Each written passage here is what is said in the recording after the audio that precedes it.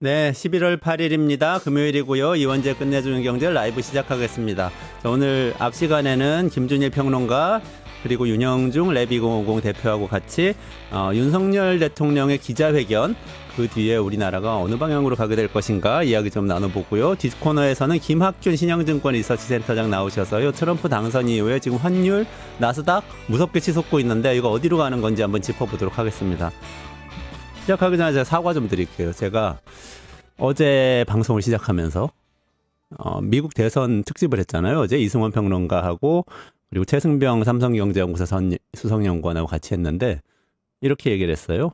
미국의 네바다와 펜실베니아에 있는 라티노 유권자와 조지아의 한인 유권자와 그리고 아이오와의 여성 농민 백인 유권자가 모두 트럼프에게 투표해서 트럼프가 당선됐고 이제 그 결과 우리가 다 받아 안아야 한다. 이렇게 말씀드렸는데 어떤 한 분이 댓글에 지금 직업과 인종을 차별하는 것이냐 이렇게 말씀을 하셨고 제 생각엔 그 말씀은 옳습니다. 그래서 제가 정말 잘못했고요.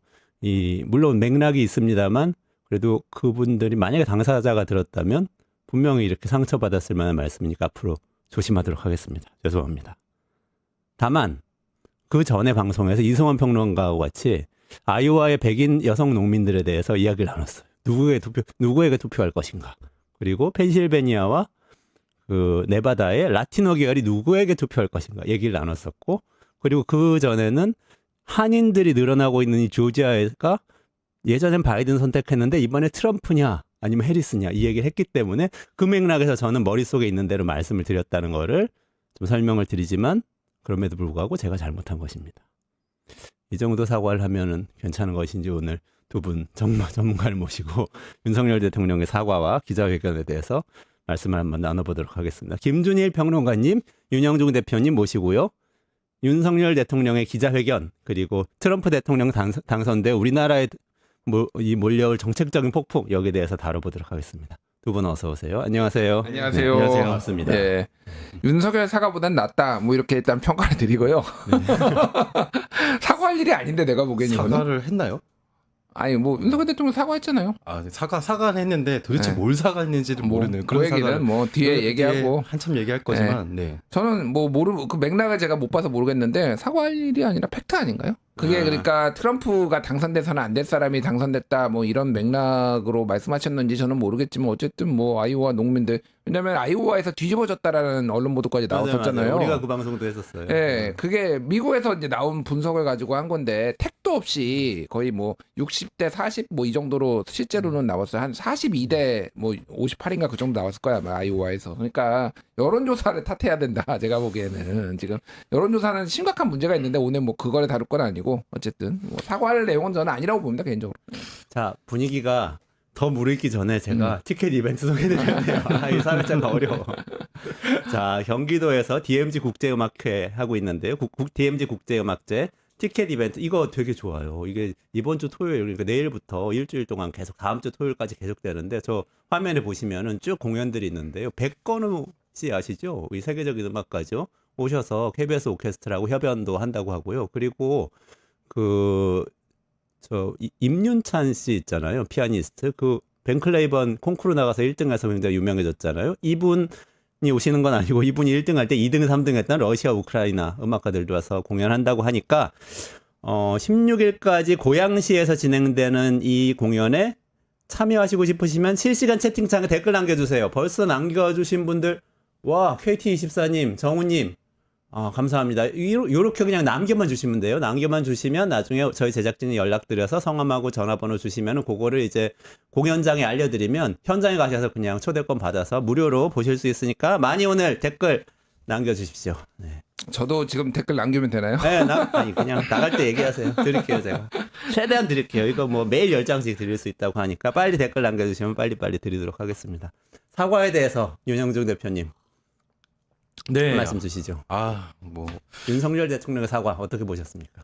윤석열 대통령의 사과는 이 사과에 세 가지 요건이 있습니다. 네. 이 사과에서는 반드시 세 가지 요건은 어느 정도 들어가야 되는데요. 첫 번째, 무엇을 잘못했는지를 밝혀야 합니다. 그러니까 어제 저는 가장 명장면이 윤석열 대통령도 워낙에 많은 말들을 쏟아냈지만 저는 가장 명장면이 부산일보 기자와 그 경향신문 박순봉 기자가 했던 질문이 아닐까라는 생각이 들어요. 어떤 질문이었는지 다시. 아니 사실 굉장히 그냥 평이한 질문이에요. 평소라면은 아주 평이한 질문이다. 그 대통령께서 분명히 아까 김준일 대표님 말씀하셨듯이 사과를 했잖아요.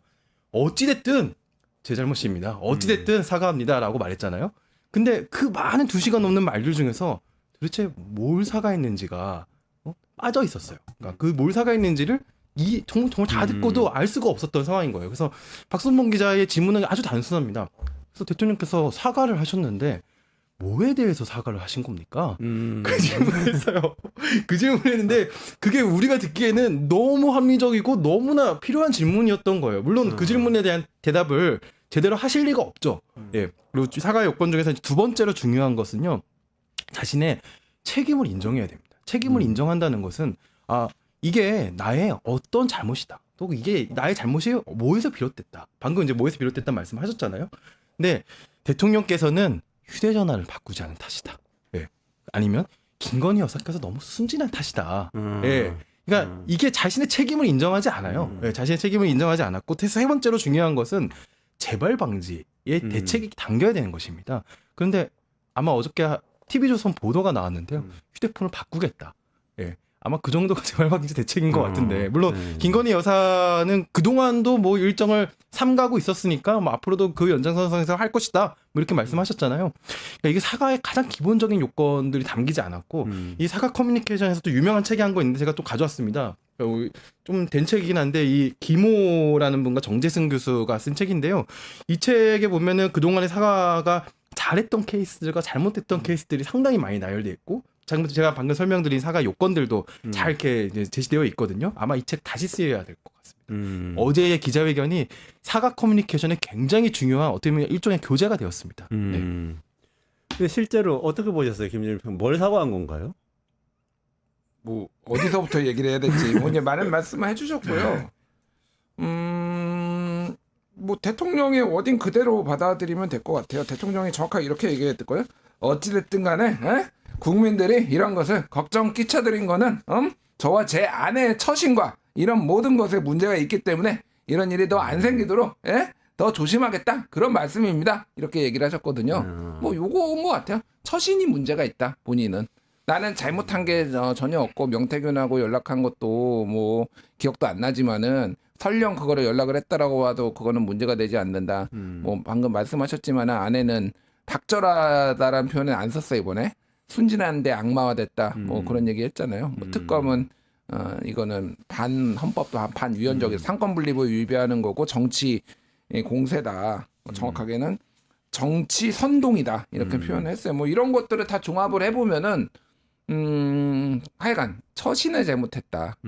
그래서 이제 휴대전화 바꿨다라는 거잖아요. 지금 그러니까 이게 지금 이렇게 나라가 어려운 데는 두 가지 원인을 어저께 제가 그 기자회견 보면서 찾았어요. 하나는 휴대폰, 하나는 국어사전. 이 나라가 이게 둘 다 떠오르네요. 이게 국정농단이라고 하면은 국어사전을 다시 써야 된다라고 지금 얘기를 하셨잖아요. 그러니까 지금 원인은 두 개다. 지금 이 나라가 이렇게 혼란스러운 데는 빨리 압수수색을 해야 된다. 국어사전을 만든 곳과 휴대폰 제조회사를 빨리 압수수색을 해서 국립국어원. 예, 국립국어원 그리고 뭐 이게 갤럭시 같아요. 삼성전자든 뭐 아니면 SK텔레콤이든 빨리 압수수색을 해가지고 기각을 세워야 된다 이런 생각이 듭니다. 예. 지금 말씀하신 게 자체가 저는 여러 가지로 혼란스러워요. 일단 윤석열 대통령을 우리가 처음 알게 된 것은 검사로서 알게 됐잖아요. 그것도 저는 사실 특검 때문에 알게 됐어요. 박근혜 특검 때. 근데 그분이 본인이 특검 수사를 하던 분인데 국회가 이런 방식으로 특검을 임명하고 하는 나라가 없다. 이거는 말도 안 되는 일이다라고 제도를 부인하는 것은 굉장히 혼란스러워요. 그러니까 대통령의 말을 조금 이해를 하자면은 뭐냐면은 쉽게 얘기를 하면은 국회가 임명을 하는 게 아니라 이게 절차가 어떻게 되냐면은 특검은 국회가 이제 뭐 예를 들면 대한변협이라든지 뭐 이런 데하고 해가지고 같이 추천을 하고 그러면은 대통령이 추천된 인사 중에서 보통 한 2명이나 3명 되거든요. 그 중에서 임명을 하고 뭐 이런 절차가 있었단 말이에요. 근데 지금 대통령이 지적을 하는 거는 여당 지금 민주당에서는 여당을 빼고 야당끼리 추천하겠다. 뭐 이렇게 하는 거다 아니면은 거부권 행사하겠다. 그러니까 아주 부적절한 인사, 예를 들면 너무너무 친윤인 뭐 이를테면 전직 검사 뭐 이런 사람들을 특검 후보자로 올라오면 거부권을 행사하겠다 이런 이제 입장이 나왔으니 이게 이제 상권 분립의 위배라는 거예요. 그러니까 대통령의 임명 권한이 있는데 대통령의 임명 권한은 니들이 국회가 지금 마음대로 지금 줄여버리는 거 아니냐 이런 얘기를 하는 거거든요. 쉽게 얘기를 하면은 드루킹 특검이 야 3당이 추천을 해가지고 그래서 대통령이 임명을 했어요. 그러니까 만약에 그러니까 뭐 박근혜 국정농단도 마찬가지잖아요. 근데 이제 박근혜 국정농단은 어쨌든 민주당이 한 거니까. 근데 국민의힘 계열이 했던 자유한국당이 했던 드루킹 특검, 제일 유명했던 드루킹 특검이 야당끼리 했어요. 여당이 빠졌어요. 그럼 그거는 왜 그때는 왜 반헌법적인 행동을 했나요? 국힘은? 네, 그러니까 이거 윤석열의 말은 윤석열의 과거 행적이나 과거 검사 윤석열로 다 반박이 가능하다. 네. 그 특검위원은 이렇게 보시면 될 것 같습니다. 일단 어제쯤 총평부터 말씀드리자면은, 그러니까 많은 분들이 기자회견 대국민 담화 뭐 이거 기대 안 하셨다 그랬잖아요. 저 당연히 기대 안 했죠. 그 동안에 이제 해오신 게 있으니까. 근데 저는 어제는 좀 기대 이상이었던 것 같아요. 왜냐하면은 예상하지 못한, 상상하지 못한 얘기들이 막 나오는 거예요. 특히 이제 그것 중에 가장 대표적인 얘기가 이제 특검의 위헌이고 전 세계 어디서도 이런 특검제도 운영한 나라가 없다. 라는 이제 발언인데요. 굉장히 이제 불만스러웠던 것 중에 하나는 여기에 대한 기자들의 바로 반박 질문이 안 나왔다는 것이에요. 굉장히 황당한 발언인데, 그러니까 한국의 특검 제도가 굉장히 특수성이 있는 것은 한국의 검찰이 가진 권한이 굉장히 특수성이 있기 때문입니다. 이 수사권과 기소권을 완전히 독점하고 있는 형태의 전 세계 어디에서도 누리고 있지 않은 권한들을 검찰이 누리고 있고, 한국의 특검 제도가 이렇게까지 유명해지고 또 자주 이렇게 나왔던 이유는요. 특검이 성과를 냈기 때문이에요. 특검이 성과를 냈던 이유는 왜 성과를 냈을까요? 검찰이 제대로 수사를 하지 않았던 사안이 특검에 가서는 제대로 수사를 해서 성과를 냈었던 거예요. 그리고 그것에 가장 큰 수혜를 입었던 사람이 누구였냐면 바로 윤석열 본인입니다. 네. 그러니까 어제 이런 얘기도 하셨는데, 아니 일사부재리가 검찰 수사에서 왜 나와요? 진짜 이거 황당한 얘기를 하고 있는. 일사부재리라는 것은 한 번 재판에서 결론을 낸 사건을 그치. 다시 이제 그렇죠. 재판하지 않는다. 그 이미 한 번 일사부재리라는 건 그 원칙을 얘기한 것인데, 이 검찰 수사에 해당되는 사안은 아니거든요. 그러니까 예를 들어서 일사부재리가 적용이 된다면, 진짜 검찰 수사에 적용이 된다면요, 이명박 대통령의 뭐 다스라든지 이런 사건들은 이미 다 수사를 했던 사안들이에요. 수사에서 다 무혐의, 불기소 다 했던 상황인데. 다시 수사를 해가지고 징역 살게 한 사람이 누구냐면요, 윤석열 대통령이잖아요. 이게 본인이 지금 무슨 말을 하는지 지금 모르고 얘기하는 것인지, 물론 저는 상당히 노림수가 있는 발언이었다라고는 보거든요. 이거는 분명히 여당에게 보내는 시그널입니다. 다른 건 몰라도 특검은 절대 받아들일 수 없다라고 얘기하는 것인데, 특검은 위헌이다라는 그런 발언에 대해서 어제 충분히 논박이 오고 가지 않은 거에 대해서 굉장히 아쉽습니다. 그렇군요. 특검 얘기는 그러면은 근데 사실 의도가 있다는 이야기라면은 저는 이게 김건희 여사하고 직접적으로, 대통령 부인 김건희 씨의 수사하고 직접적으로 연관된 이야기잖아요. 그런데 이제 사실은 김건희 씨는 굉장히 순진한 사람이고 이 헌신적으로 나를 옆에서 이렇게 도와주고 있는 것이다라는 발언을 이제 반복적으로 계속 했고, 그리고 특히 마지막에 말씀하셨던 것처럼 검찰이 오랫동안 굉장히 많은 인력을 투입해서 수사를 해왔는데 아무것도 안 나왔다는 거를 지난번 기자회 간담회 하고 똑같이 반복을 했는데요. 이 부분은 어떻게 보셨어요? 그러니까 윤석열 대통령의 저는 이제 좀 뭐 심리 상태 이런 것들이 좀 눈에 띄더라고요. 그러니까 제가 이미 뭐 여러 방송에서 이번 주 초나 뭐 이럴 때 그 얘기를 했거든요. 이게 이제 박절하지 못하다 시즌 2가 될 거다. 뭐 거의 이제 그 수준은 박절 대신 순진이 나왔을 뿐이지만 거의 이제 그게 된 건데, 저는 그 대통령이 예시를 들어가면서 굉장히 길게 얘기를 했잖아요. 거기에서 이 대통령의 심리 상태 그리고 마인드를 좀 볼 수 있어요. 무슨 얘기냐면은 윤석열 대통령은 후보 시절에 대한 어떤 미화? 자기가 대통령 후보 시절에 대한 어떤 그런 아름다움, 그리고 아직도 대통령 후보 2년 반이나 지났지만은 후보에서 완전히 벗어나지 못했구나 이 생각을 해요. 왜냐면 어제 예시를 든 게 그런 거예요. 내가 국민의힘 입당한다고 입당 원서 냈을 때, 그때 이제 언론에 입당 원서가 공개가 되면서 윤석열 휴대전화가 공개가 돼가지고 3,000통의 문자가 왔다라는 거예요. 격려 문자가. 그거를 김건희가 여사가 이제 밤에 자는데, 자기는 자는데 그거 다 일일이 감사합니다 보냈고, 거기서 미쳤냐 너 왜 지금 그거 하고 있냐 그 얘기를 하는 거잖아요. 그러니까 그거에 대한 아름다운 추억이 있는 거. 내가 이렇게 환호를 받았는데 이런 얘기를 생각을 계속 하는 거죠. 그래서 계속 후보 시절 얘기를 해요. 후보 시절 물론 이게 이 명태균하고도 이제 연관성이 이제 후보 시절부터 있으니까 이렇게 된 거지만은 계속 얘기를 하고요. 예를 들면 이런 거예요. 전광판 보지 않는다. 그 얘기를 하잖아요. 후보 시절부터 전광판 보지 않고 대통령이 돼서도 전광판을 보지 않는다는 거잖아요. 지금.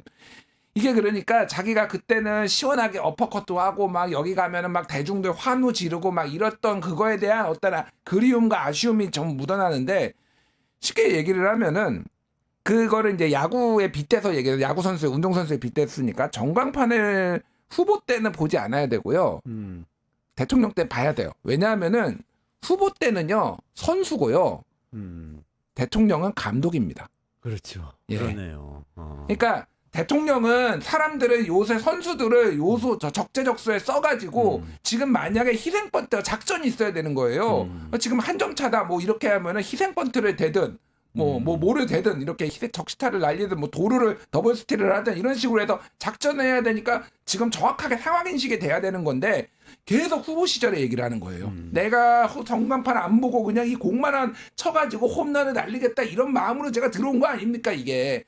이게 정말 그립구나. 그래서 빨리 저는 그 생각을 그걸 보면서 빨리 이분을 대통령 하는 게 별로 그러니까 좋아 보이지 않으시는데 본인도 빨리 자연인으로 만들어드려야 되겠다. 다시 선수로 만들어드려요. 뭐 선수가 될지 어떨지 모르겠으나 모든 국민과 대통령과 김건희 여사를 위해서도 빨리 자연인으로 좀 만들어드려야 되겠다. 뭐 불철주야 잠도 못 이룬다고 대국민 남아 초두에 얘기를 하잖아요. 빨리 만들어야 되겠다 그 생각이 들더라고요. 네. 네, 소우레이님 감사합니다. 예, 티켓 보내드릴게요. 네, 오늘 댓글 다시면 티켓 보내드리니까 계속 달아주세요.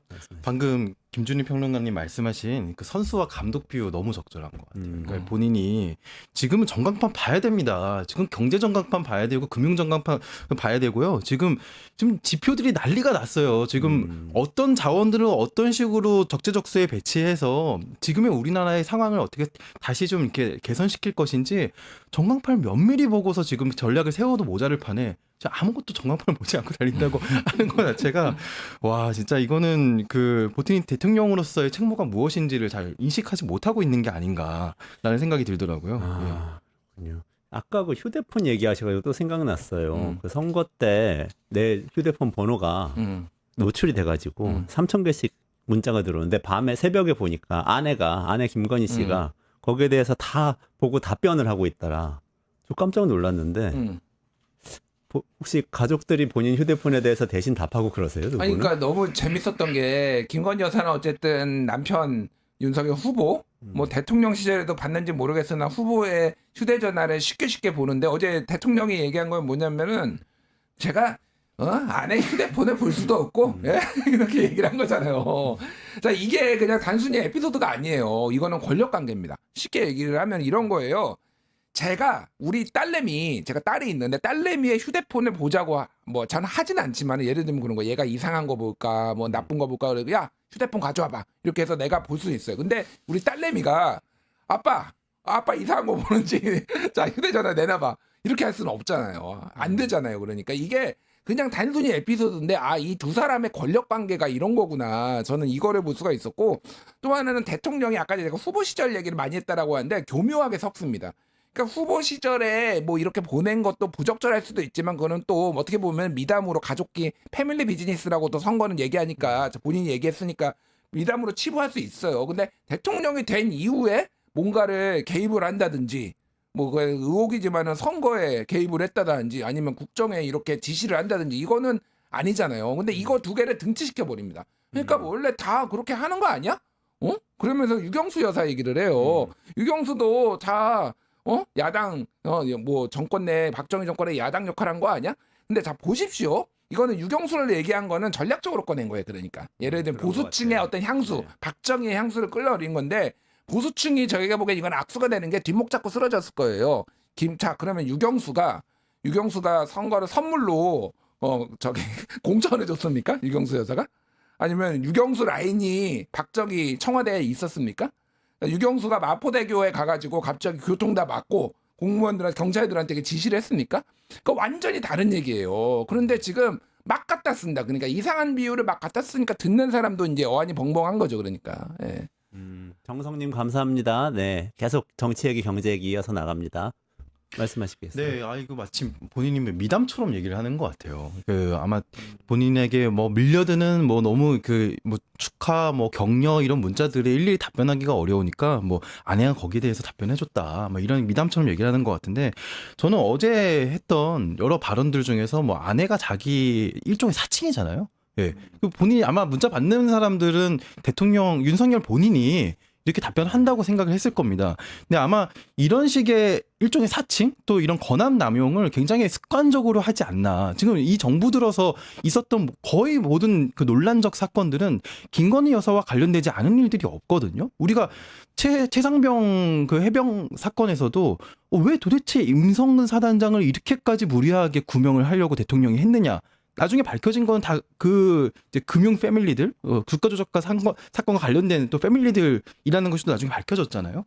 그러니까 지금 보면은 이제 김건희 여사에 대해서, 그러니까 공천 개입 논란도 그렇습니다. 어저께 나와야 되는 또 중요한 질문 중에 하나는, 저는 김영선 의원이 도대체 왜 자신의 월급 절반을, 월급 세비 반띵 사건을 절반을 왜 명태균 씨에게 줬느냐. 예. 물론 강혜경 씨의 증언으로만 나온 얘기지만, 거기에 대해서 대통령께서는 그러면은 아무런 공천 개입에 대한 대가성이나 이런 것도 없는데, 국회의원이나 되는 사람이 자신의 월급 절반을 갖다가 이런 여론조사 기관의 어떤 사람한테 준다는 게 말이나 되는 일입니까? 그게 있을 수가 있는 일입니까? 그래서 이런 사건이 도대체 왜 발생했다고 생각하십니까? 그냥 평이한 질문이라도 한번 던져봤으면 했거든요. 근데 그런 질문도 나오지가 않더라고요. 근데 이런 일들이 다 김건희 여사와 관련된 일이고, 김건희 여사가 아마 이런 습관적인 일들로 인해서 본인이 자신의 권한을 좀 착각을 하신 게 아닌가, 그렇게 생각을 합니다. 이게 휴대폰 들여다본 거 뭐 이런 게 국정농단이냐 총칭해서 이렇게 반론을 하신 거를 제가 들었는데, 국정농단 아니에요? 그러니까 예전에 이제 박근혜 전 대통령 탄핵 때에 굉장히 큰 문제가 됐던 게 사실 태블릿 PC였는데, 태블릿 PC 안에 대통령의 연설문 초안이 들어있었다는 거잖아요. 그게 국정농단의 하나의 이유 중에 굉장히 중요한 거고, 그 포인트에서 사실 국민들이 굉장히 분노를 했는데, 그런 대통령의 의사결정을 사전에 같이 하고 있었다, 내지는 대통령도 모르는 사이에 뭔가를 진행을 하고 있었다는 거, 그런 게 국정농단인 거 아닌가요? 저는 그러니까 그 때문에 휴대폰 사용에 좀 충격을 받았어요. 대통령이 애매하게 얘기를 했어요. 뭐냐면은 그때 그 예시는 후보 시절 얘기고요. 지금도 그러면 계속 휴대폰을 보고 대통령을 사칭해가지고 대신해가지고 문자를 보냈는지 여부는 확인이 안 됐는데, 뭐 추론하자면은 뭐 임성근 사단장 구명도 뭐 이거 여사가 한 거 아니야, 뭐 이런 얘기까지 지금 나오고 있으니 그런 게 비일비재할 수도 있겠다라는 거죠. 그러니까 이제 이거를 국정농단인지 아닌지는 파봐야 되는 거고, 어쨌든 이게 전체적으로 보면은 나는 찐사랑꾼 뭐 이런 식의 프레임으로, 그래서 아내는 순진한 사람, 나는 그렇지. 매정하지 못해서 명태균하고 연락 온 거 계속 받은 사람, 뭐 이제 대통령 된 다음에 안 받았다고 주장을 하지만은 이런 식으로 이제 빠져나가는 것 같아요. 어쨌든 검사 윤석열이 했던 수사와 이 결론으로 굉장히 이제 사법적으로도 허들이 높아지고 정치적으로도 허들이 높아졌다, 뭐 이렇게 보시면 될 것 같아요. 네. 지금 명태균 씨 이야기를 윤영중 대표님도 좀 언급해 주셨는데, 이건 김준일 대표님께 좀 여쭤보고 싶어요. 월요일에도 좀 이야기하던 게 있어서, 명태균 씨와의 통화한 내용에 대해서 약간 이렇게 뭉뚱그리면서 쭉 넘어갔잖아요. 이번 이 담화에서. 근데 명태균 씨 오늘 검찰에 출석했죠. 출석해서 진술하게 돼 있었는데. 그렇죠. 네. 지금 제가 했는지는 확인을 못했는데 오늘 하기로 돼 있었어요. 근데 대통령이 그렇게 미리 말하면은 명태균 씨가 출석해서 진술하는데 일종의 가이드라인을 주는 게 되는 거 아니에요? 또 검찰이 그걸 담당한 검사나 수사관이 질문하는 데에 가이드라인이 되는 거 아니에요? 뭐 그렇게 되죠. 그렇게 됐다고 보고, 그건데 이제 이거를 가지고 그거를 이제 그러면은 8일 이후에 해야 되는 거 아니냐, 뭐 기자회견을 이렇게 하기에는, 왜냐면 대통령 뭐 외교 순방 일정도 있고 뭐 이래저래 뭐 그런 거는 있는 것 같아요. 근데 저는 이제 그게 명백하다고 보고요. 어제 명태균 씨가 이제 페이스북에다 글을 썼어요. 경솔한 저의 발언으로 인해서 상처받은 분들께 뭐 사과드립니다, 이런 거를 올렸거든요. 그러니까 그리고 자기는 대통령 기자회견 안 봤다 뭐 이런 식으로 얘기를 했는데 제가 보기에는 이미 다 말이 끝난 것 같아요. 입을 다 맞춘 것 같아요. 그러니까 어쨌든 대통령의 발언의 중심으로 보면은 대통령은 명태균을 통화를 했지만은 그때 3,000통 뭐 수백 통이 전화가 왔고 자기는 기억이 안 나고 그리고 공천을 뭐 준 적이 없지만은 줬다고 해서 뭐가 문제냐 뭐 이런 식의 발언까지 했거든요. 그러니까 이거는 쉽게 얘기를 하면은 이 문제는 이미 검찰에서도 명태균의 집에 압수수색할 때 정치자금법으로만 했지 공천 개입이나 이런 건 아예 없었어요. 그러니까 지방선거 출마자들한테 1억 2천만 원 뭐 해서 돈을 3명한테 받은 거는 지금 압수수색 명단 그 사유에 있었는데 다른 게 없었거든요. 그러니까 그쪽으로 이제 가는 거다. 정리가 됐다라고 보고 누가 메신저였든 그 지금 변호사가 황우여 로펌에서 나간 김소연 변호사라고 이분이 대전에 살고 있는데 갑자기 창원에 있는 지금 명태균을 지금 변호하겠다고 나왔거든요. 그러니까 대충 메신저가 이거는 추론입니다. 메신저가 될 가능성이 있겠구나 정권에. 김소연 변호사는 이분은 그 당원이었거든요. 지금도 당원인지는 제가 모르겠어요. 출마하려고 계속했던 그 사람이에요. 이준석 뭐 저격도 많이 하고. 그러니까 예. 그러니까 예전에 이제 그 성상납 뭐 이런 논란이 있을 때 직접 참전했던 뭐 거의 이제 그 선수급이라고 보면 될 것 같고 어쨌든 지금 상황은 제가 보기엔 정황적으로 추론적으로는 대통령이 가이드라인을 어느 정도 세웠고 검찰도 그쪽으로 따라가고 있고 명태균도 그러니까 이제 바짝 엎드려가지고 다 사과하고 제 경솔한 말로 상처 입은 분들께 사과드립니다. 이건 외견상으로는 국민들한테 하는 것 같지만은 여사님한테 하는 거예요. 경솔한 말로 경솔하게 말로 상처 입은 분들 중에 경솔하게 핸드폰 까가지고 이래가지고 여사님 지금 그리고 윤석열 대통령 오빠 오빠 뭐 이런 거 다 까졌잖아요. 지가 뭔데 이런 거. 그러니까 이거 지금 살겠다고 지금 하는 거예요. 그러니까 이게. 일단 가이드라인 이런 얘기. 송명국님, 정우님 안드로메다로 간다뇨. 감사합니다. 티켓 보내드릴게요. 네, 가이드라인 이런 얘기가 이제 뭐 문제다 이런 얘기가 뭐 할 수 있는 상황인 것은 그나마 검찰이 수사라는 것을 뭐 의미 있게 할 때가 그 가능한 것이거든요. 그러니까 이 지금 우리 상황을 어떻게 봐야 되냐면은 명태균 씨가 그동안 어떤 얘기를 했냐면은 나를 구속하지 마라. 나를 검찰이 제대로 수사하지 마라라는 메시지를 지속적으로 언론을 통해서 공개적으로 내왔어요. 나를 만약 건드리면은 어떻게 되냐? 대통령을 한 달 안에 탈시킬 수 있다. 아니 이렇게 공개적으로 검찰과 대통령을 협박했던 사람이에요. 그런 사람이 굉장히 오랫동안 강제 수사를 하지 않았습니다. 네. 이런 사례가 있었나요? 그러니까 지금 이 검찰이 얼마나 희한한 짓들을 하고 있냐면은 그동안 이렇게 검찰과 대통령을 협박하는 사람들을 자기 마음대로 얘기하게 놔두고 이 메시지를 조율하면서 그동안 명태균 씨가 얘기하는 걸 보면요. 톤이 점점 낮아집니다. 그러니까 명태균과 대통령과 검찰 사이에 이 메신저가 있다는 것이죠. 그래서 이 톤 조절이 계속 되기 시작하면서 이 검찰 진짜 말 그대로 소환 조사를 앞두고는 완전히 이제 오늘 김 여사한테 사과를 하기에 이르렀잖아요. 그러니까 이런 상황 자체를 보면 지금 이거는 대통령이 수사 가이드라인을 잘 주고 말고 이런 필요가 없는 겁니다. 이거는 그냥 거의 뇌로 바로 연결되어 있어가지고 검찰이 바로 그런 식으로 수사를 하는 단계이거든요. 그러니까 저는 이게 다음 정권이나 뭐 앞으로 어떤 식으로 이제 이 사건을 갖다가 매듭짓느냐에 있어서 굉장히 중요한 요소는 이 검찰이 했었던 수사농단에 대한 진상조사가 좀 있어야 될 것 같아요. 그래서 예. 그런 의혹을 생각해 볼 수 있는 거지. 지금 메신저가 정확히 있는지 없는지는 모르지만 뭔가 이렇게 톤 조절이 되고 있는 것 같다. 네, 이런 말씀이고 지금 정책 이야기도 몇 가지 있었는데 몇 가지 좀 살펴볼게요. 우리 정책이 경제단데 네, 정책 얘기해야지. 정책 얘기해야 돼요. 그냥 끝나겠어. 잘못하면. 그래서 일단 우크라이나 무기 지원을 다시 한번 확인해서 저는 좀 놀랐어요. 도널드 트럼프 대통령이 당선이 된 상태잖아요. 우크라이나 전쟁은 자기는 바로 끝내겠다고 얘기를 한 사람인데 지금 이건 어떻게 봐야 될까요? 그냥 뭐 큰 의미는 없어요. 제가 보기에는 큰 의미가 없다라는 게 기존에 했던 거를 이번 여기에서 뒤집기에는 바이든 대통령이 있는데 바이든 행정부가 있는데 이게 그러니까 바이든이 무기를 지원하라고 직접적으로 얘기하지 않았지만은 우회적으로 지금 미국이 압박을 한 것도 사실이거든요. 네. 그러니까 우리는 손 뗄 테니까 우리는 덜 지원할 테니까 니들이라도 나토 지금 다른 유럽 회원국들도 지금 점차 줄여나가고 있는 상황에서 한국 잘했어요. 좀 지원 좀 해주세요. 거의 이 분위기예요. 그러니까. 근데 이거를 지금 갑자기 트럼프 됐다고 갑자기 우리는 지원 안 합니다. 이렇게 하면 미국하고 바이든 행정부가 안 좋아질 거 아니에요. 그래서 저는 크게 의미를 두지는 않을 것 같은데 의미를 두지는 않는데 어쨌든 올해 내에 어쨌든 바이든하고 윤석열하고 지금 만나겠다라는 거잖아요. 한 번 더.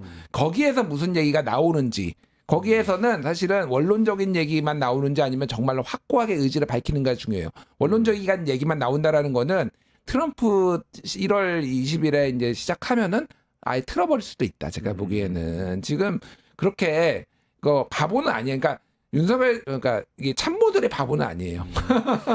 참모들의 바보는 아니기 때문에 맞춰 나가려고 할 겁니다. 네. 통화는 벌써 했잖아요. 당선이 나고 네. 그렇죠. 트럼프 당선이 나고. 저는 상당히 좀 우려가 되는 게 이게 국익 차원의 실용 외교를 한다면 어제 발언에서 그렇게까지 이제 분명하게 뭐 무기를 갖다가 제공하겠다라는 발언을 할 필요가 있었을까라는 생각이 드는데요. 그럼 그렇게 얘기해요. 네. 북한이 거기 가기 때문에 우리가 무기를 보내야 한다는 취지의 발언을 한 그렇습니다. 거예요. 그렇죠? 근데 지금 상황이 바뀌었잖아요. 또 트럼프가 집권을 했고 트럼프는 우크라이나 전쟁을 끝내겠다라는 입장을 가지고 있고요. 그러니까 지원을 처리하겠다는 거죠. 끝내겠다는 예, 거. 그 지원을 멈추는 거는 거의 뭐 이 전쟁이 거의 우크라이나- 끝나는 거나 마찬가지인 안 상황인 되는 거죠, 거고. 우크라이나가. 그리고 사실 트럼프가 그동안 푸틴과 맺어왔던 관계들 그런 것들을 또 따진다면은 앞으로의 국제 정세가 어떻게 바뀔지 우리가 정말 예측하기가 어려운 상황이거든요. 게다가 굉장히 저는 우려스러운 것 중에 하나는 트럼프랑 마치 뭐 그 윤석열 대통령이 어저께 자기가 트럼프랑 케미가 잘 맞을 거다. 즉흥성 막 이런 것 때문에 그렇게 생각했는지는 모르겠지만 트럼프는 그냥 즉흥성이 아니에요. 굉장히 계산된 즉흥성이고 그러게, 맞아요. 정말 이익을 따져가면서 여러 가지 전략적인 수를 두는 사람입니다. 그래서 이게 저는 정말 윤석열 대통령이 지금 트럼프가 보기에는 털어먹기 좋은 사람이 되어버렸거든요. 예, 이게 어떤 의미냐면은 윤석열 대통령이 지금 굉장히 불리한 형국에 처해 있잖아요. 그래서 지금 만약에 국빈으로 초대해가지고 약간 대우를 해주고 대통령이 미국 대통령이 대우를 해주고 이런다면은 아마 윤석열 대통령이 지금 뭐 방위비 분담이든 뭐 그 이상이든 지금 뭐든 다 자신의 이익을 내줄 수도 있는 그런 상황이 아닐까라는 굉장히 위태로운 상황이 아닐까. 우리의 이익을 내주는 네, 거죠. 우리의 우리 거. 이익을. 예, 자신의 이익. 맞아요. 지키기 자신의 위해서. 그 정권의 안위를 위해서는 맞아. 그러니까 중요한 어떤 것을 얘기네, 양보할지 중요한 그런 얘기야. 모르는 아주 위태로운 상황이지 않을까. 지금 우리가 이걸 굉장히 그 눈에 불 켜고 지켜봐야 됩니다. 그러니까 이게 네. 좀만 첨언하자면은 예전에 이제 이명박 대통령 당선되고 나서 조지 부시 대통령하고 한미 정상회담 하러 갔을 때 그때 굉장히 친분을 과시를 했어요. 맞아요. 그래서 골프 카트 자기가 맞아. 운전하면서 굿드라이버. 그 굿드라이버 사진 뭐 기억나요. 어깨 동무하고 막 그랬잖아요. 그리고 나서 뭐가 있었냐면은 그때 이제 영국산 소에 주로 영국산 전 세계 소들의 광우병 파동이 있었고 전 세계의 국가들이 18개월 이상 된 소와 그리고 소 부속물 있잖아요. 이런 것들은 수입 금지가 됐어요. 그래서 미국이 타격을 입으니까 한국이 전격적으로 내가 조지 부시 친구인데 이명박이 갑자기 수입하겠다고 해서 광우병 파동 한국에서 난 거잖아요. 그래서 나중에 이제 뭐 그래서 촛불 시위로 이어진 촛불 거죠. 시위로 이루어지고 갑자기 이제 뒷산 올라가서 아침 이슬 뭐 하고 이제 어떻게 이제 수습을 했단 말이에요. 아침 이슬 들었다고. 이게 굉장히 저는 데자뷰 같이 떠오른다 지금. 그러니까 지금 그 친한 척 할 거 아니에요 또. 근데 트럼프는 얘기했듯이 즉흥성이 있지만 그 즉흥성은 계산된 거고 본인에게 정치적 이득이 되거나 경제적인 이득이 되거나 하잖아요. 그러면은 이제 그걸로 압박을 할 거란 말이에요. 100억 달러. 100억 달러는 솔직히 13조 원이 말이 돼. 13조 6천억이 말이 됩니까? 지금 1조 한 3천억 원 뭐 되고 내후년에도 1조 5천억 원 정도밖에 안 되는데. 그러니까 이건 협상용이에요. 근데 이거를 덜컥 받아버릴 가능성을 배제를 할 수가 없다. 사실 자기도 아니잖아요. 자기도 아니에요. 제가 보기에는 공적 마인드라는 게 윤석열은 없는 사람이기 때문에 제가 보기에는 그냥 이렇게 해버릴 수도 있겠다. 그리고 게다가 참모가 김태우야. 이게 되게 저는 심각합니다. 김태우부터 잘라야 돼요. 김태우부터 잘라야 됩니다. 지금 이 정부가 바뀐 기조가 진짜 보이려면 김태우부터 잘라야 돼요. 지금 안 김태호 바뀐. 차장은 어떻게든 미국에 매달려서 어. 같이 가야 한다. 뭘 내주더라도 이런 생각을 가지고 거기는 있죠. 친미주의자고 친일주의자예요. 그래서 한미일. 그 사람이 저기 논문 예전에 썼던 거 보면은 일본하고 상호 군수조약 맺어야 된다고 논문에 써놨어요. 군사동맹 수준으로 군사동맹에 가자는 쉽게 얘기를 하면 상호 군수조약은 자위대가 한반도 진주하면 이제 오면은 우리가 물자 대주고 우리 군대가 만약에 일본 땅 밟으면 물자 대줘가지고 서로 이렇게 군대 이제 거의 스와핑 하는 거예요. 그러니까 그 정도를 얘기했던 사람이 지금 아직도 앉아있다는 굉장히 위험해요. 사실은 지금 상황에서. 예. MB 때 그래도 당시 쇠고기 협상을 이렇게 무리하게 했었던 이유 중에 하나는 그 한미 FTA를 조기 타결시키려는 그런 계획이 있었던 거거든요. 또 그걸 통해서 경제 747 공약도 지키려는 그러니까 나름의 노림수가 있었습니다. 이게 윤석열 정부는 제가 보기에 그러니까 보수 정부 중에서도 굉장히 희귀한 보수라고 볼 수 있어요. 하고 싶은 게 없고 가는 곳마다 사고를 치고 있는 그런 정부이기 때문에 또 이명박 정부랑 박근혜 정부랑 단순 비교하기도 좀 어렵지 않나라는 생각도 들어요. 보수가 아니죠. 네. 진보의 오야붕. 문재인 정부의 충신. 트럼프 당선이 나고 통화한 내용을 또 이렇게 얘기를 했는데 그 부분 들으셨어요? 그 부분 어떻게 보셨어요? 그 통화한 내용에 몇 가지 이제 포인트들이 있잖아요. 그래서 저는 이제 딱 눈에 들리는 게 조선업 얘기를 했는데 어제 최승병 박사가 나와가지고 그 설명을 해줬어요. 그게 이제 군사적인 의미가 있는데 미국의 해군이 너무나 약해져서 지금 미국은 지금 이 해군의 군함을 수리조차 못한 상황이래요. 제조업 기반이 다 무너져서. 그래서 제조업이 필요한데 한국의 조선업이 거기 도와주면 좋겠다고 얘기를 한 것이고 그것은 미국이 우리나라를 활용해서 해군을 강화하면서 중국을 견제하겠다. 이런 노림수라고 또 얘기를 하더라고요.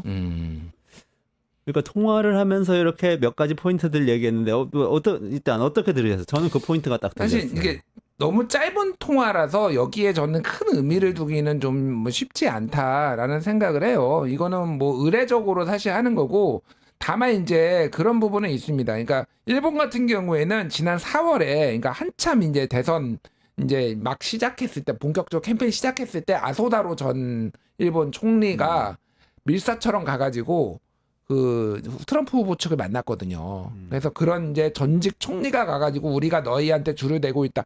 그러니까 한일 동맹 그러니까 미일 동맹 그렇게 강구하다고 하지만은 이미 이제 작업에 다 들어간 거예요, 사실. 그렇죠. 우리는 그런데 그나마 트럼프랑 가까웠거나 트럼프를 잘 아는 사람들이 문재인 정부 사람이에요.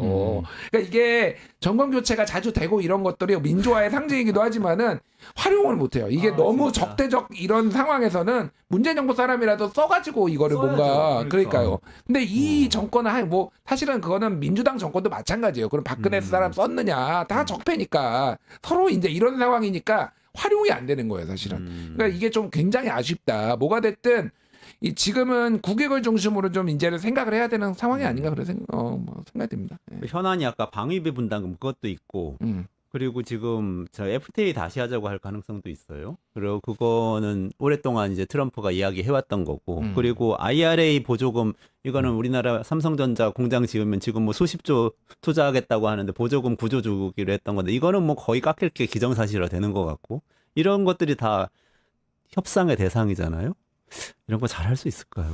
사실 바이든 정부 때도 우리 정부가 제대로 한 건 없었거든요. 우리가 그 일본에게 여러 이제 그 많이 내주는 듯한 뭐 오염수라든지 이런 것들을 해줬는데도 불구하고 사실 그렇게 일본에게 내주는 것의 노림수가 처음에는 한국과 일본의 관계를 좀 개선하는 것이 미국의 오랜 염원이었거든요.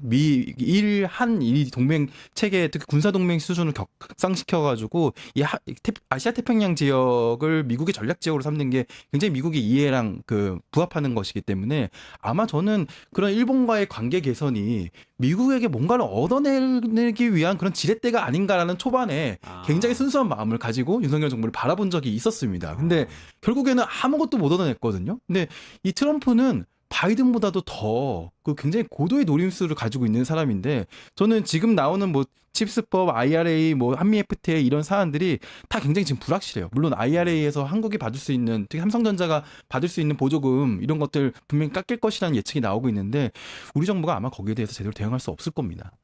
뭐 저도 동의하고요.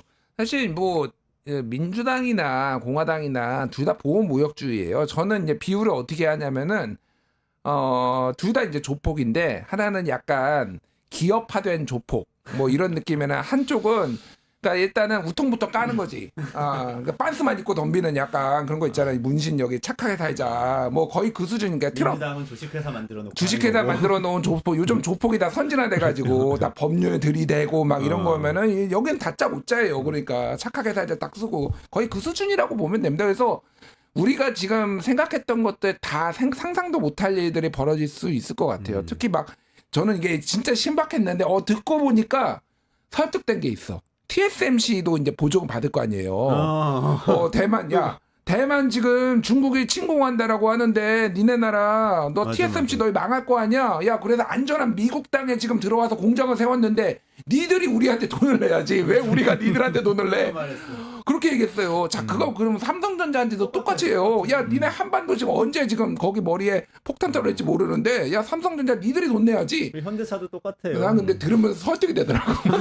협상은 저렇게 하는 거구나. 현대차도 뭐 감세 엄청 받으면서 가서 어. 공장 투자했는데 그거 뭐 다시 세금 내놓으라고. 그러니까 그러네. 지금 난리 났다. 사실은 가뜩이나 그 저쪽에 우리나라에 투자가 돼서 우리나라에 고용을 일으키고 우리나라에 지금 들어와야 되는 돈이 미국에서 지금 돌고 있잖아요. 어쨌든 그게 뭐 그렇죠. 기업으로 보면은 그게 기업이 돈을 번 거긴 하지만은 지금 그래서 지금 달러가 오르는 이유도 그거 중에 하나잖아요. 그러니까 지금 바로 들어와야 되는 게 지금 그 현지에서 있고 뭐 여러 개 뭐 외국인들의 셀코리아 하고 있고 뭐 여러 가지 이유가 있지만은 환율도 굉장히 걱정된다 지금. 예, 그런 생각이 들어요.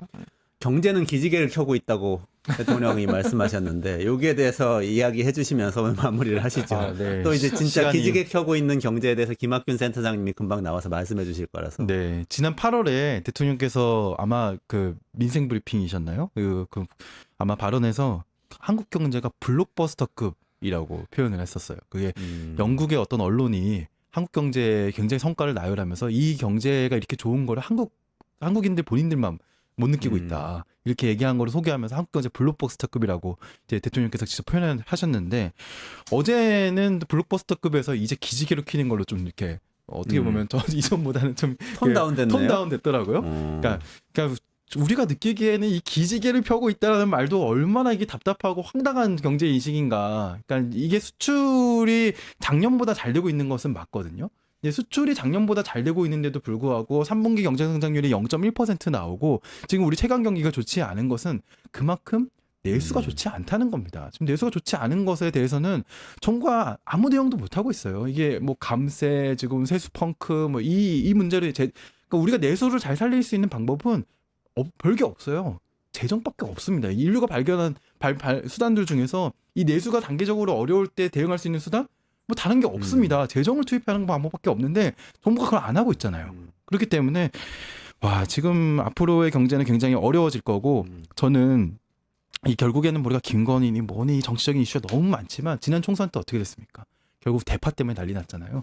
이 결국 국민들의 민심은 이 경제와 살림살이 때문에 저는 더 난리 날 수 있는 상황이 더 올 거라고 보고 김준임 평론가님이 어떤 방송에서 윤석열 대통령 임기 지킬 거다.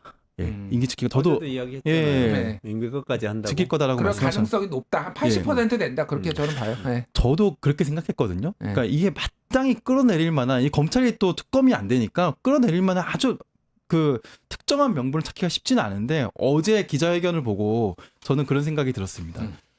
임기 못 지킬 것 같다. 네. 국민들이 분노할 것 같다. 그럼 이 어제 기자회견이 알겠습니다. 어떤 의미냐면요. 네. 이거는 이제 바이럴의 시작이에요. 바이럴의 시작. 그러게요. 이게 앞으로 계속 더 바이럴돼서 분위기가 올 수도 있다. 예, 못 지킬 김준일 것 같다. 평론가님은 예. 마지막으로. 예, 어제 저 윤석열 대통령 이게 좀 눈에 띄더라고요. 내수 진작 방향을 조금 더 전향적으로 만들어 보겠다. 이렇게 해가지고 제가 진짜 눈이 번쩍 뜨였어요. 혹시나라고 얘기를 했는데 민생 지원금이라도 주나 예, 이런 거. 그 뒤어서 얘기한 게 자영업자와 소상공인을 직접적으로 도와주는 금융이나 전기세 보조, 택배비 지원이 있다. 이건 누가 택배비를 지원 안 해줘가지고 지금 경제가 어렵나요? 그러니까 그냥 자영업자가 서울은 5개 중에 하나가 지금 폐업이에요. 무슨 지금 그러니까 근본적으로 사실은 조금인데 저는 희망의 단초는 봤어요. 사실 그렇게 큰 기대는 안 하는데. 이제 건전재정을 쓴 외피를 쓴 이 감세 이거를 조금 조정할 수도 있지 않을까? 지금 이 상황인데 3분기 경제 성장률 0.1%, 2분기 마이너스 0.2 기록했는데 이래도 안 한다고? 제가 보기에는 다 진짜 들어가야 돼요. 한강 들어가야 돼요. 제가 보기에는 관료들. 예. 그러니까 사실 이게 경제에 관해서 대통령이 발언하는 거 되게 중요하거든요. 예. 이거 한마디 하는 거 예를 들면 이제 지난번에 우리 경제 이렇게 블록버스터급입니다 하면은 재정을 많이 쓰지 말라는 가이드라인이 딱 되는 거예요. 그래서 경제 관료들 입장에서 생각하면 근데 어렵습니다 그러면 재정을 쓸 수 있는 가이드라인이 돼서 정말 조심해야 되는데 하여튼 말씀대로 톤다운을 한 건 맞으니까 기대를 한번 해볼까요? 한번 진짜 유일하게 내가 재정을 좀 유일하게 쓸까? 기대를 하는 게 요거야. 요거. 건전재정 기조를 조금 바꿔볼까? 알겠습니다. 오늘 정리해야 될 것 같은데 오늘 댓글 중에서 승령공님이 굉장히 중요한 지적해 주셨어요. 핵심은 소수파가 국정 운영하려면 전광판을 잘 보면서 과학적으로 가야 되는데 이거는 네, 그 다음 제가 읽지는 않겠습니다. 네. 그러니까 어쨌든 간에 소수파가 집권하는 것을 겸하게 받아들이고 국정을 운영을 해야 되는 거예요. 뭐 다른 정부 사람이라도 트럼프하고 얘기가 통할 것 같으면 데려다 외교 참모를 쓰고 경제도 건전재정 내가 굉장히 많이 주장하긴 했지만 상황이 어려워지면 재정을 투입하고 이렇게 가는 것이 바로 국정쇄신이 아닌가 정책적인 측면에선 이런 생각을 두 분 말씀드리면서 또 우리 정치 얘기를 시작했지만 훈훈하게 정책 이야기로 마무리하면서 오늘 마무리하고요. 또 안 그래도 김학균 신영증권 센터장 이제 오시거든요. 환율이 원달러 환율 지금 400원 어제 넘었었어요. 그리고 나스닥이 이틀 동안 폭등했는데 테슬라 주가 지금 10몇 % 올랐는데 이거 어떻게 되는 건지 짚어보도록 하겠습니다. 두 분 오늘 말씀 감사합니다. 고맙습니다. 네, 감사합니다.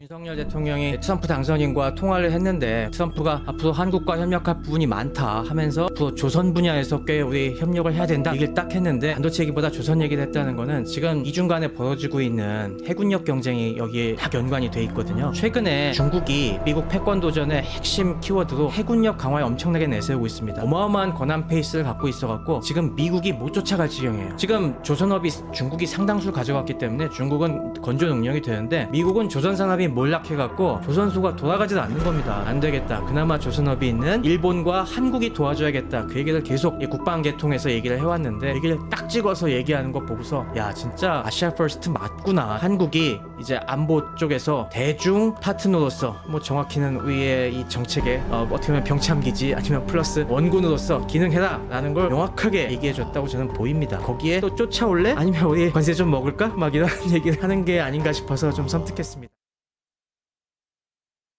아, 이거 오늘은 따따블이네요. 중간에 광고 나오는 거 보니까 오늘 댓글 다시면은 실시간 댓글 다시면 2,000 통통 코인 드리고 뭐 음악 티켓도 드리고 그러니까 잘 댓글 한 번씩 달아주시고요. 듣고 계시다면 그리고 다시 시작하도록 하겠습니다. 김학균 신영증권 리서치 센터장님 모시고요. 1,400원 넘었던 환율 계속 오르는 것 같이 보이는 나스닥 지수 그리고 그래도 바닥을 딛고 있는 삼성전자 주가 이런 거 어떻게 될 건지 한번 좀 전체적으로 경제 전망 트럼프 시대 어떻게 되는지 여쭤보겠습니다. 안녕하세요. 어서 오세요. 네, 안녕하셨습니까? 또 이제 최고의 전문가를 이렇게 긴급하게 모셔서 전망을 듣게 되는데 전망이라는 게 참 어렵기는 하시죠. 그럼요. 예, 그냥 뭐 하나의 관점을 말씀드리는 거죠. 뭐. 예. 비트코인이나 환율 같은 것들은 이제 트럼프 대통령 당선하고 동시에 막 이렇게 요동을 치는데요. 네. 이런 것들을 어떻게 보세요? 이게 계속 가는 움직입니까? 아니면 좀 문제가 있는 겁니까?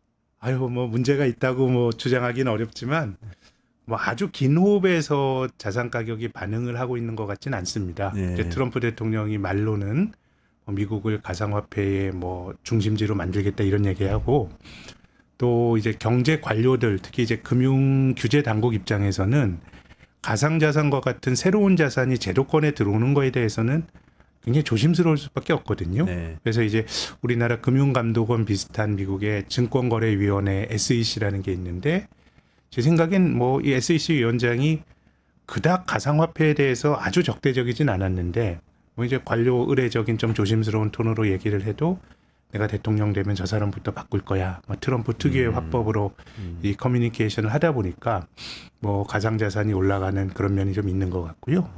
그래서 뭐 2017년도 트럼프 집권했을 때도 한번 그 비트코인을 비롯한 가상자산의 랠리가 있었는데 이 가상화폐라는 게 실은 뭐 여기서 배당 주는 것도 아니고 또 경제 성장을 반영하는 것도 아니기 때문에 이게 뭐 저평가됐다 고평가됐다 이렇게 평가하기도 힘든 자산인데 지금까지의 어떤 뉴스 흐름을 반영한 건데 트럼프가 당선되기 전부터 뭐 비트코인 같은 경우에 많이 올랐기 때문에 제 생각엔 이게 정권 4년 내내 갈 거냐 여기에 대해서는 뭐 오른다 안 오른다가 아니고 별로 이 근거가 조금 없는 것 같다는 생각은 들고요. 아, 네. 네.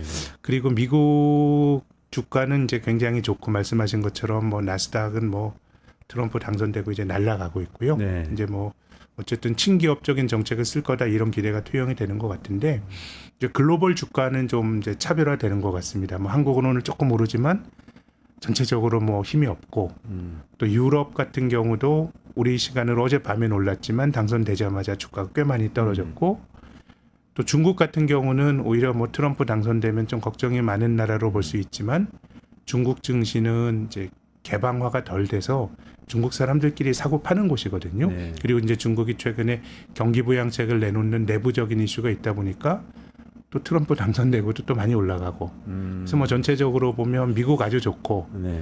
한국은 그동안에도 안 좋았는데 계속 어렵고 뭐 이런 정도 모습이 나타나고 있는 것 같습니다. 아, 그렇군요. 그러면 이게 사실 우리 정치와 경제가 아주 연관은 깊지만 또 어떤 때는 굉장히 독립적이고 자율적이기도 하고 그렇지 않습니까? 네. 근데 트럼프에 대해서는 지금 시장이 굉장히 어떻게 보면은 격하게 반응하는 것 같기도 한데 트럼프 시대의 경제라는 어떤 다른 패러다임이 있다고 보세요? 어떻게 보세요? 저는 길게 보면 트럼프 시대라는 것보다는 2008년 글로벌 금융위기 이후로 이제 시장이 자율적으로 움직인다 이런 그 어떤 믿음 같은 것들은 많이 좀 후퇴했다고 생각합니다. 특히나 이제 중앙은행이 경제에 개입을 많이 하면서 일본 같은 경우는 일본 중앙은행이 막 주식도 사고요. 또 2020년 코로나 팬데믹 국면에서는 실제로 미국 중앙은행인 연방준비제도가 기업들도 도와줬거든요. 그러니까 이건 사실 반칙입니다. 왜냐하면 자본주의에서 경쟁이라고 하는 경쟁이 가진 가장 본질적인 속성은 돈 벌려고 하는 거잖아요. 네. 근데 돈을 찍어낼 권한을 가지고 있는 배타적 권한을 가지고 있는 중앙은행이 민간 누군가를 도와준다는 건 사실은 어떻게 보면 자본주의의 도가 어떻게 보면은 어떤 의미에서는 자본주의의 모럴이 도덕이 많이 훼손이 됐다라고 볼 수도 있는데 또 그 반대편에서는 이제 트럼프가 들어오면서 보호무역이나 이런 게 있었고 또 바이든 행정부 때도 글로벌 밸류체인 재편이라는 게 사실 관세를 넘어서는 어떤 굉장히 정치 권력이 많이 들어와서 결정을 하다 보니까 지금은 제 생각에는 이제 시장이 정치 권력으로부터 자율성을 가지고 있다. 이렇게 말하기 힘든 세상인 것 같고요. 그래서 뭐 우리나라처럼 이제 대외 교육 비중이 많은 나라 입장에서는 이제 정치가 해야 될 역할은 그런 불확실성들을 네. 좀 많이 완화시켜 줘야 될 게 또 우리 또 그 녹을 받고 있는 정치인들의 또 책무가 아닌가 이런 생각도 드네요. 아, 정치와 경제가 엮여 있고 그리고 우리는 미국하고 엮여 있으면 미국 대통령이 당연히 우리에게는 우리 시장에는 큰 영향을 미칠 수밖에 없겠네요. 그렇습니다.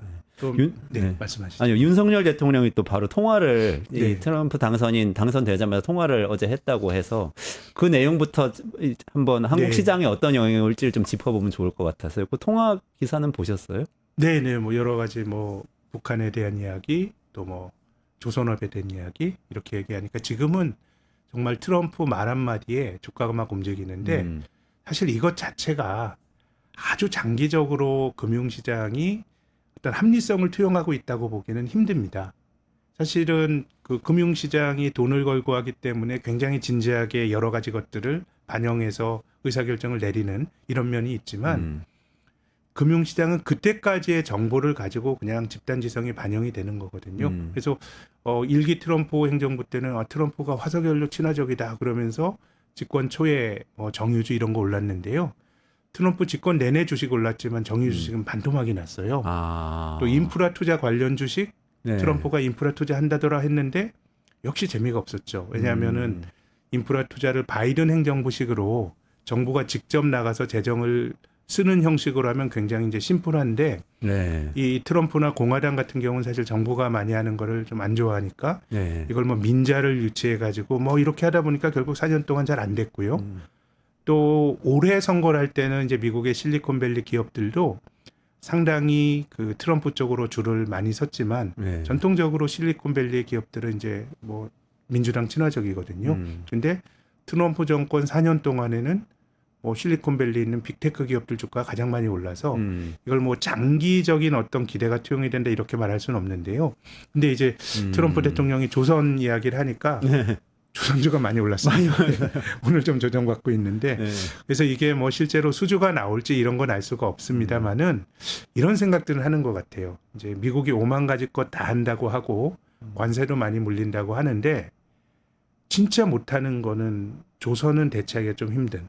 아. 글로벌 전체적으로 봐도 한국과 중국이 하거든요. 네. 그래서 최근의 흐름은 우리가 잘하다가 이제 중국에게 살짝 조금 밀리는 듯한 느낌이 나는데 정말 뭐 자동차고 반도체고 생각해 보면 이것저것 어떻게 될지 모르지만 좀 이제 위협적인 요인들이 있는데 조선은 뭐 트럼프가 집권하더라도 상대적으로 미국이 이걸 하기 힘들 거다라고 하는 게 뭐 투자자들에게는 좀 이제 긍정적인 영향을 주는 것 같고요. 그래서 뭐 어쨌든 트럼프 말에 우리 증시에서 긍정적으로 반응하는 거는 조선업종 그 정도인 것 같습니다. 조선업이 뭐 수혜를 입으면 우리로서 뭐 좋은 일이긴 한데 아까 네. 말씀하신 건 또 트럼프 테마주 1기 트럼프 대통령 때 생각해 보면 테마주라고 처음에 했던 것들은 네. 나중에 또 떨어졌다는 말씀도 주셔서 그리고 이미 이런저런 이유로 주가가 뭐 우리가 그 이번 대선 직전에 또 혹시 해리스가 되는 거 아니야라는 생각이 있었습니다만은 네. 소위 말하는 트럼프 플레이라고 하는 거는 뭐 가상자산이건 아니면 트럼프 지지했던 이 일론 머스크의 테슬라건 네. 상당히 많이 이제 그 전부터 투영이 되었기 때문에 네. 지금은 특히나 트럼프 정권 하에서는 뭔가 지금 4년 동안 어떤 일률적인 방향으로 간다고 생각해서 포지션을 투자하시는 분들은 잡으시는 것보다는 앞으로는 정말 좀 조금 대응이 중요한 그런 흐름이 아닐까라는 생각은 듭니다. 아, 우리나라한테는 근데 우리나라 수출 기업들이잖아요. 네. 사실 뭐 삼성전자, 현대자동차, 뭐 투자자분들 관심 갖는 기업들도 사실 상당 부분은 이제 수출 기업들이고 그런데요. 네. 무역 적자를 줄이겠다고 트럼프는 계속 공언을 해왔단 네, 말이죠. 네. 관세도 높이겠다고 네. 하고 그러면 이게 전체적으로 우리 기업들 이익에는 영향을 주는 거 아닙니까? 아무래도 그럴 수가 있죠. 특히 최근에는 이 대미 무역 수지 흑자 규모가 굉장히 많이 늘어났습니다. 그러니까 중국을 어찌됐건 간에 트럼프 행정부 때 바이든 행정부 때 공격을 하면서 전체 미국의 무역 수지 적자에서 중국이 차지하는 비중이 트럼프 행정부 때는 한 40%대였는데 지금 30% 초반까지 줄어들었는데요. 그 빈틈을 뭐 한국, 뭐 대만, 베트남, 멕시코 이런 나라들이 이제 무역 수지 흑자폭을 늘렸기 때문에 어쨌든 우리나라가 지금 내수는 참 뭐 어떻게 참 방법이 없다 싶을 정도로 지표들이 참 안 좋은데 그나마 경기가 총량적인 지표는 이제 수출로 지탱이 되는데 지금 우리가 대중무역 수지도 2022년부터 적자로 반전이 됐거든요. 그래서 이제 미국 의존도가 굉장히 이제 높아진 상황에서 트럼프라고 하는 굉장히 이제 통상의 자국이기주의를 내세우는 사람이 들어오니까 시장에서는 좀 긴장을 많이 하게 되고요. 근데 다만 저는 미국이 무역 수지 적자를 중국 탓하고 한국 탓하고 하는 건 위선이라고 봅니다. 무역 수지는 자기들이 많이 써서 그래요. 저축을 안 하고 과소비를 하는 게 대외 수지의 적자로 귀결이 되는데요. 그래서 미국 가계 저축률 많이 떨어졌고 지금 정부는 아주 재정 적자가 늘리니까 마이너스 저축입니다. 그럼 이제 미국이란 나라는 막 쓰고 또 미국에서 판 나라들이 미국의 국채를 매수함으로써 뭔가 이제 돈을 빌려주고 사실은 이제 이런 메커니즘으로 돌아가는 거거든요.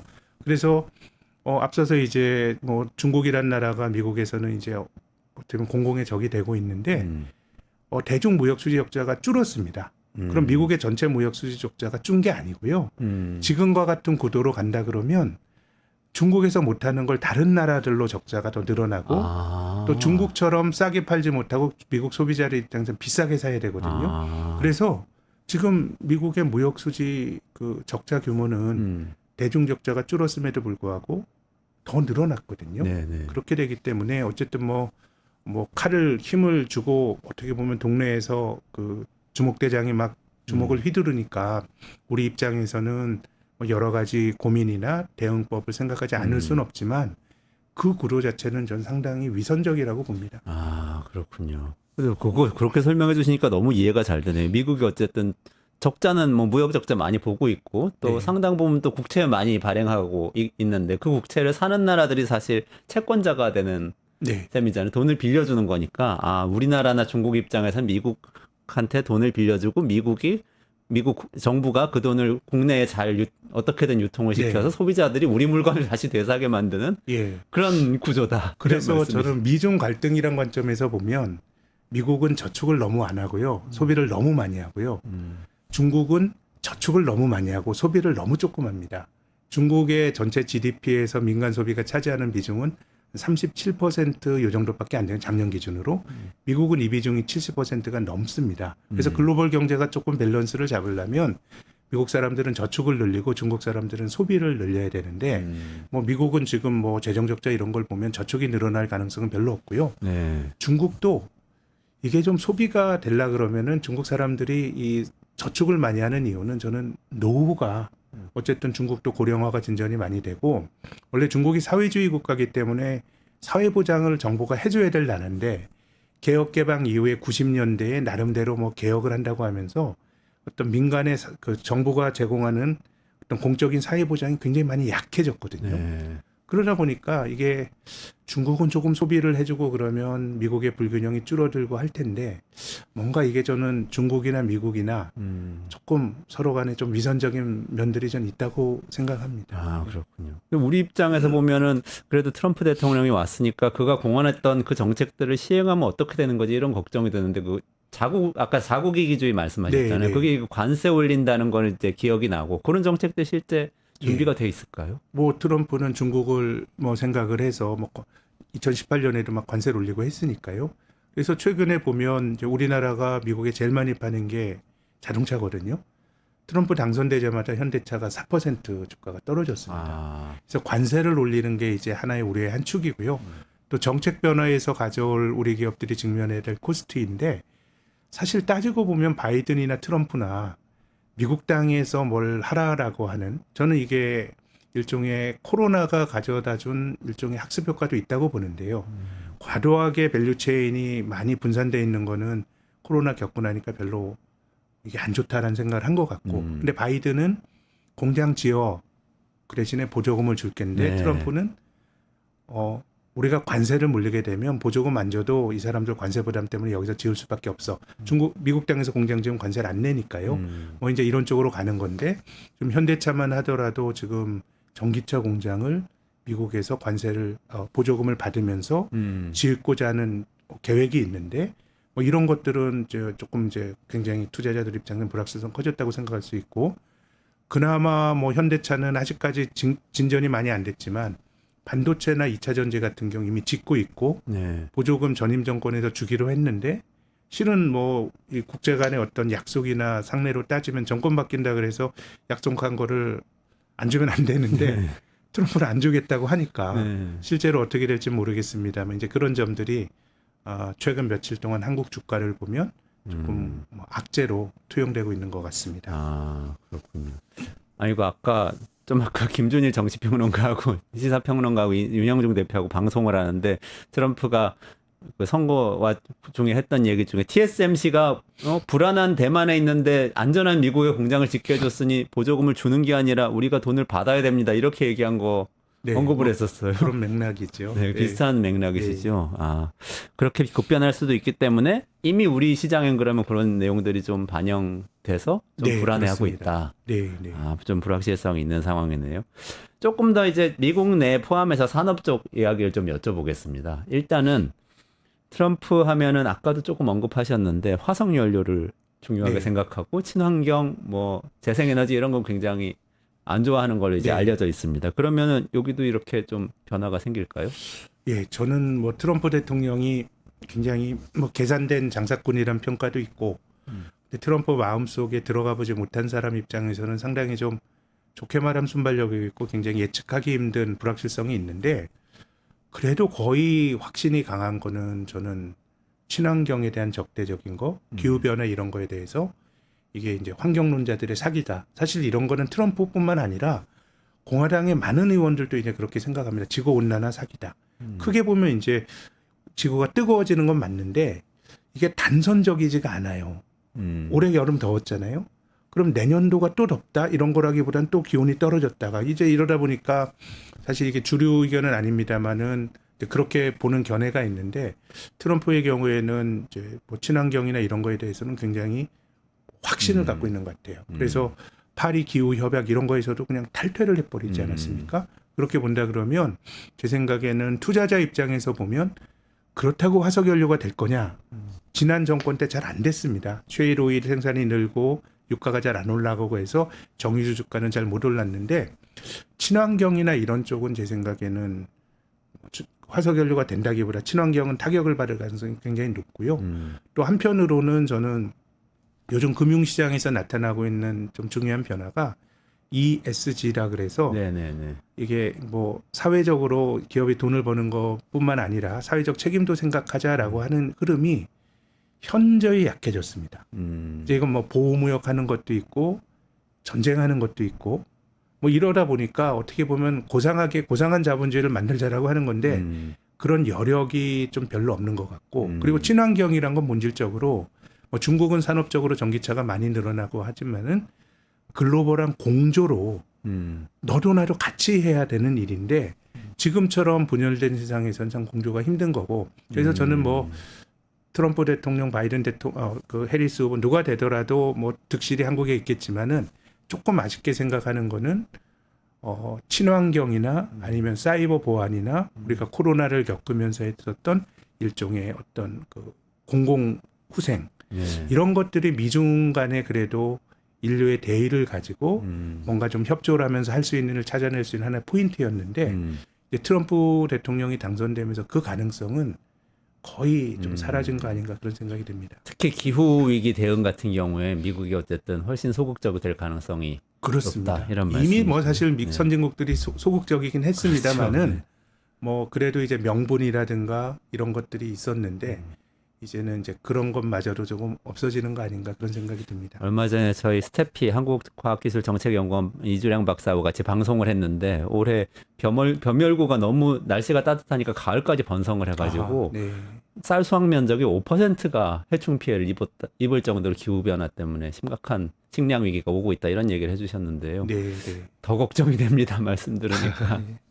그 반도체 쪽 좀 여쭤보고 싶은데 우리 반도체 관심이 많아서 지금 미국 시장에서는 또 이게 저 정말 맞는 건지 모르겠어요. TSMC는 트럼프 당선되니까 주가 떨어지고 엔비디아는 오르고 뭐 이런 현상이 벌어진단 네. 말이에요. 두 개가 엮여 있는 것 같은데 이거 어떻게 봐야 됩니까? 일단 반도체가 굉장히 장치 산업이고요. 네.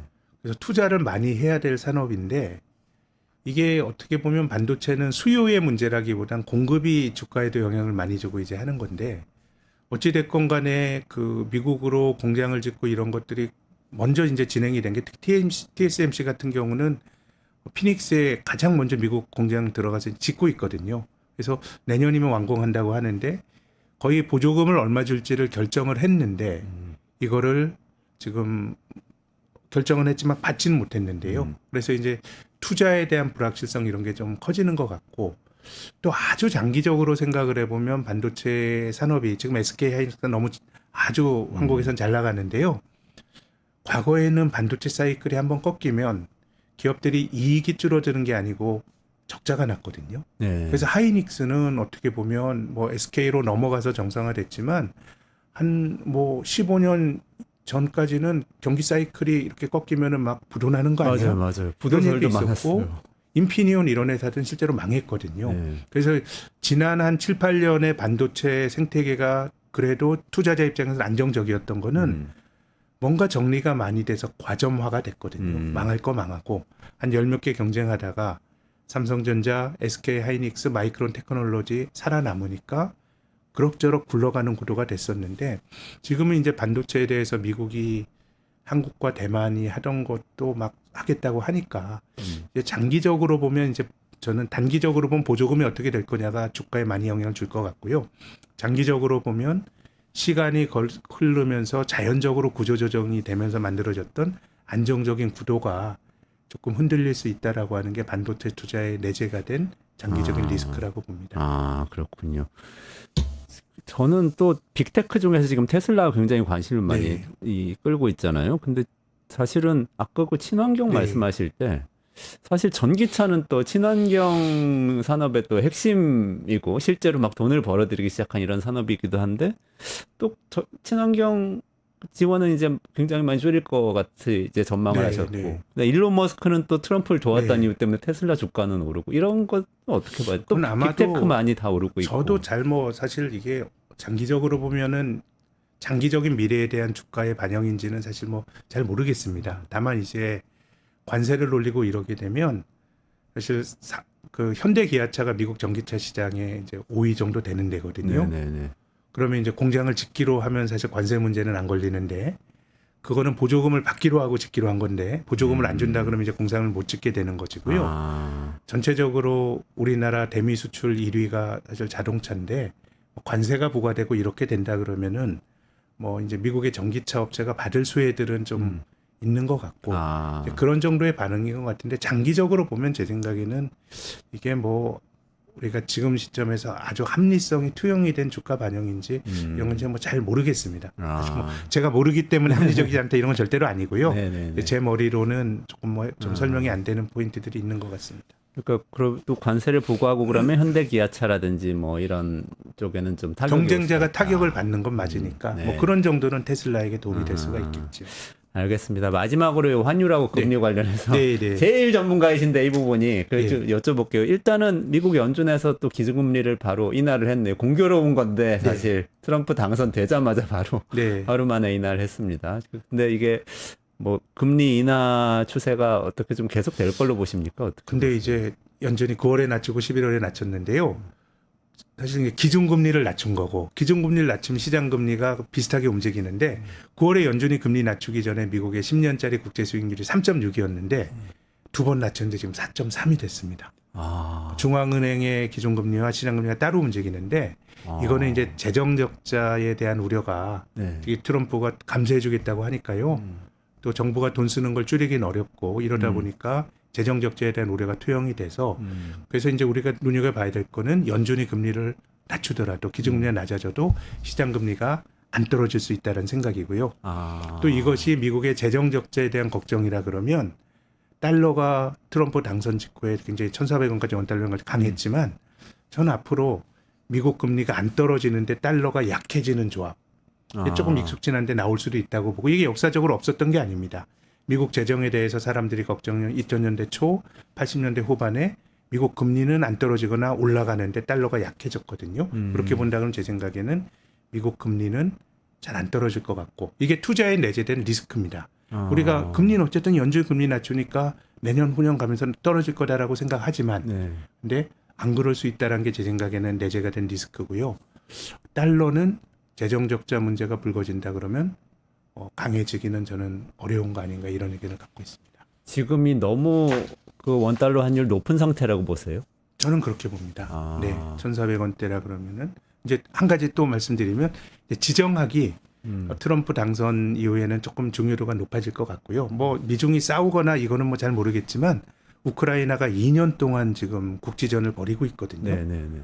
사실 국지전이 벌어지면 좀 빨리 끝날 거라는 게 일반적인 생각인데 이제 트럼프가 한국과 대만 같은 데서 막 트럼프 특유의 막 압박을 지르고 하게 되면은 굉장히 지금 세상이 어수선해 있기 때문에 뭐 무력 충돌로 갈지 안 갈지 금융시장이 알 수는 없습니다. 다만 그 가능성에 대해서 이 주가에 투영이 되는 거는 과거보다 이제 지정학에 대해서는 좀 무겁게 투영이 될 수 있고 만약에 원달러 환율이 제 생각에 올라간다 그러면 이제 그런 시나리오가 되면 원달러는 더 오를 수도 있겠지만 경제적으로만 보면 1,400원에서 많이 안 올라갈 거라고 봅니다. 아, 그 트럼프는 사실 이전부터 그냥 공언해온 걸로 얘기를 하자면 정책적인 게 아니고 그냥 얘기하기로는 어쨌든 약달러를 지향하는 걸로 네. 보였잖아요. 네, 그리고 네. 금리도 인하해가지고 많이 빌려다 쓸 수 있게 해줄 것처럼 보였던 것 같은데요, 저는. 네. 근데 그게 말과 이게 트럼프 행정부 때 사실 전체적으로 보면 약달러가 아니었습니다. 아, 예, 일기 4년을 보더라도 네. 그렇게 본다 그러면은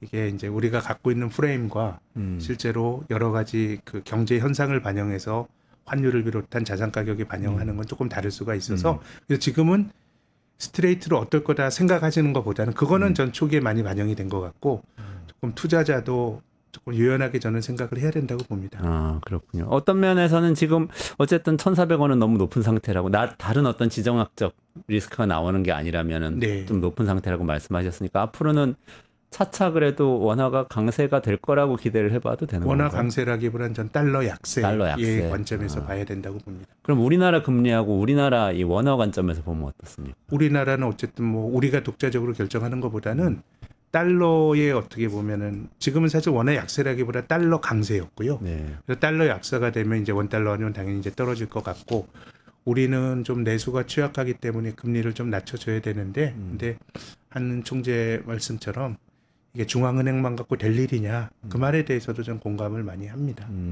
그렇군요. 그럼 금리 한은은 이런 상황에서 금리는 낮출 거라고 보시나요? 저는 지금은 환율 원달러 상황. 환율이 불안하긴 합니다만은 내년 상반기 정도까지 놓고 본다 그러면 뭐 두세 번 정도는 내수를 생각하면 낮춰줘야 되는 거 아닌가 생각합니다. 네, 그것이 정상이다 이렇게 말씀 주셨습니다. 오늘 김학균 센터장님하고요.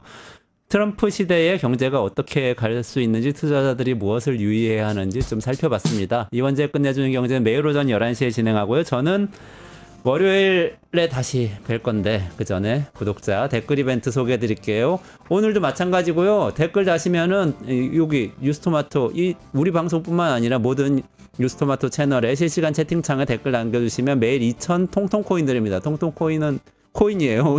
오늘 말씀 나눴던 가상화폐입니다. 네, 매일 2,000원 상당의 할인 쿠폰 지급인데요. 통통몰 앱에 가입하시고 여기 채팅창 위에 링크가 있어요. 거기 가입하시고 회원 코드 고유 번호 코드 한번 붙여넣기 하시면 이벤트 참여되시고요. 자세한 거는 상단 고정 링크 보시고 또는 아래 더보기란 참고해 주시면 되겠습니다. 또 월요일 11시에 다시 뵙고요. 김학균 신영증권 리서치 센터장님하고 여기서 인사드리고 물러가겠습니다. 고맙습니다. 수고하셨습니다. 예, 소장.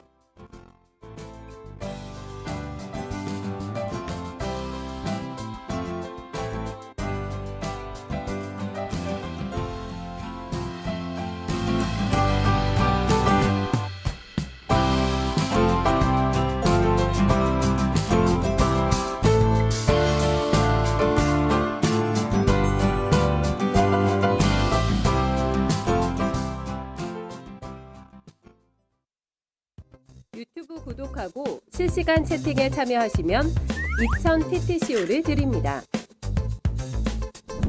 참여 방법은 통통몰 어플을 다운로드 하신 다음 회원가입과 로그인을 해주세요. 마이 페이지에서 나의 회원 고유번호 코드를 복사해주세요. 유튜브 라이브 실시간 채팅창에 복사한 코드를 한 번만 입력하면 준비 끝! 이제 채팅에 참여하시면 TTCO를 드립니다. 지금 참여하세요.